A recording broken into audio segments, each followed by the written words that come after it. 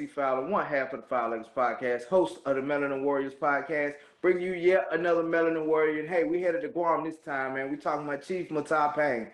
So Chief Matapang, whose name once meant to cleanse, was changed to someone who is silly or something tasteless by the Spanish because they believed he was just an evil savage. Eventually, Chief Matapang converted to Christianity, but later renounced the faith after seeing how the Spaniards used it to suppress the Chammoro culture. So the church attempted to draw Chief Matapang back into the church. A man named Diego de San Vitores secretly baptized his infant daughter. That's crazy, man.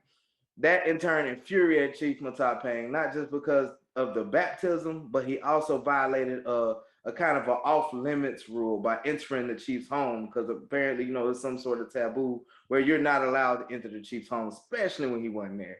So let's keep going. After learning of the baptism, Chief Matapang and another Melanin warrior named Carao tracked down and killed San Vitores and the priest who actually attempted the baptism of his daughter.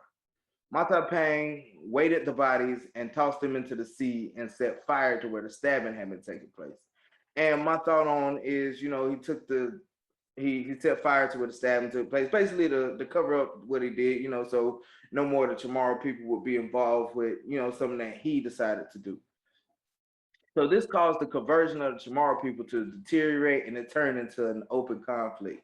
Chief Matapang then began acting as one of the key military leaders amongst the Chammoro people and led his people in many battles. The Spanish wrote that he was a person of great strength despite his age. The Spanish then sent one of their captains for vengeance, and he proceeded to burn villages and canoes to prevent the Chammoro people from leaving the island.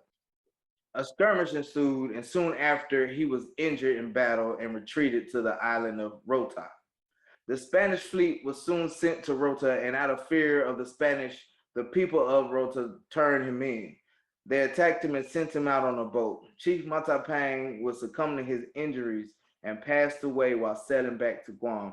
The Spanish, in turn, threw his body in the waters of Hagatna, and brought his head back to the Spanish. Wow.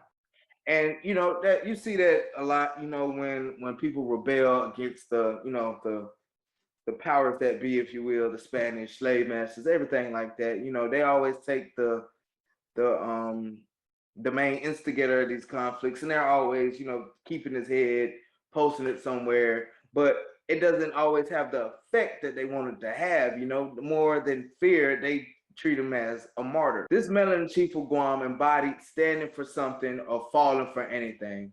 He saw the truth behind his people being converted by the Spanish and was in turn disrespected by these priests, and he took action. Because these missionaries would do that a lot in every country that was not, mainly Christian.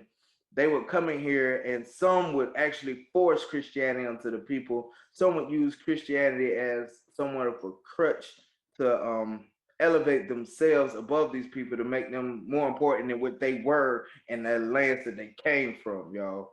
So he fought for what he thought was right for his people, and even though his betrayal led to an untimely death, Chief Matapang is truly, truly a Melanin warrior. This has been another Melanin Warriors podcast, guys. Make sure you check out Anchor, Google Podcasts, Spotify, Apple Podcasts, and many others for the audio versions of the Melanin Warriors. Make sure you like, subscribe, and share on YouTube. Check me out on TikTok, Melanin_Lion. And remember, if you don't stand for something, you're going to fall for anything. It's your boy.